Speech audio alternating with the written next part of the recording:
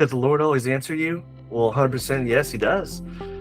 The Lord was testing me to trust in him since I started my relationship. I didn't even know, but looking back, it does make sense now.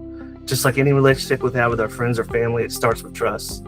After my salvation, building my relationship with the Lord was extremely important for me to figure out. I always thought, how do you have a close relationship with someone with so much power? You see, after our talk, I listened mostly. I was petrified. I never had someone speak with me such authority and sternness. I knew there was nothing I could say back because everything he said was true and just. I quickly realized that he was the King of Kings, Lord of Lords, and the creator of all in one. I was thinking the most powerful king or conqueror in the history wouldn't last 1 second with the Lord. The strength and light from him is beyond anything in the world. At the same time, though, I could feel his love for me, and it was extremely overwhelming. It was a love that I never felt before. It was pure and perfect. It made me want to change my ways instantly. I started slow, but I started to learn a few things as I went along. Deliverance and salvation. This was the first step when Jesus woke me up. This was Jesus letting me know that I had a problem and he had a solution. The solution is him. He gave me the outline and the big picture. He made it clear that I needed to use the Bible as my manual.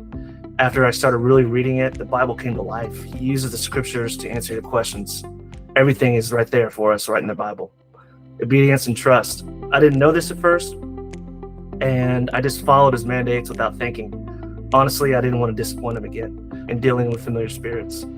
I was worried I was a lost cause a few weeks after my situation. I had no idea what was coming my way after my deliverance.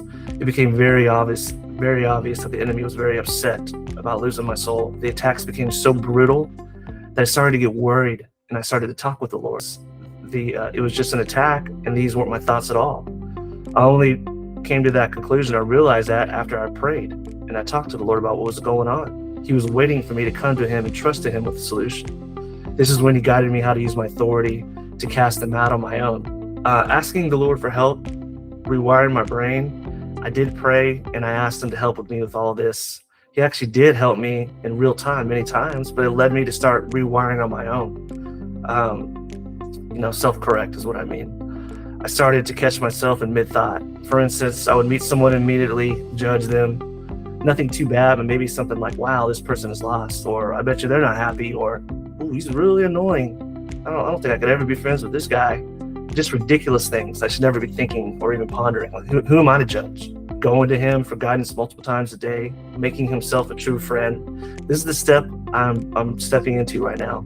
I believe that the Lord really starts to open up and starts showing you more in the spiritual realm once you do follow his path and stop practicing sin. I'm not in any way saying I'm something special or have figured it all out, because I haven't. I'm just putting it out there, what I learned on my journey with the Lord, and I'm hoping it might help others on their journey as well.